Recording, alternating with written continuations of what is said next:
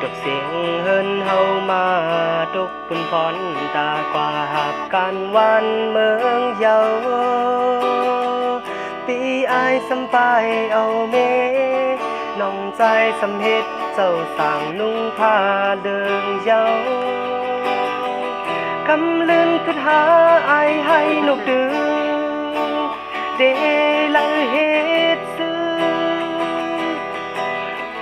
พ่อแม่ก็เป็นน้ำหูน้ำตาก็ฮักก็น้ำตาย้อยโดก็ขอคมน้ำตากิ่งโดงเจทงโคเสออกยานเฮินมาเยา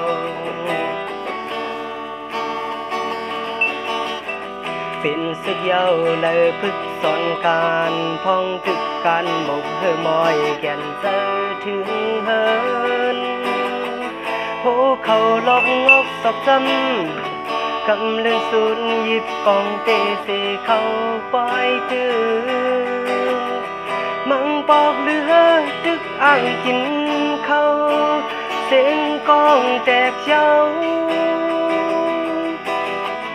ว่ากองหมกแป๊บลอมเปิดโดยเข็นเป็นก่อสึกในอัง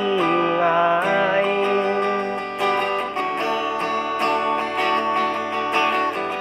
คุบหมกกันสมฮึกล้านห้วยเทินลอยเสเข้าปล่อยดื้อ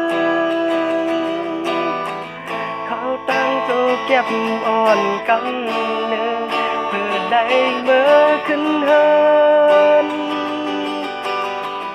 คนโหป่อแม่เฮาป่อห้องหมดเยาก็ฮักป่อฝ่าเป็นเมเดาเปิ้น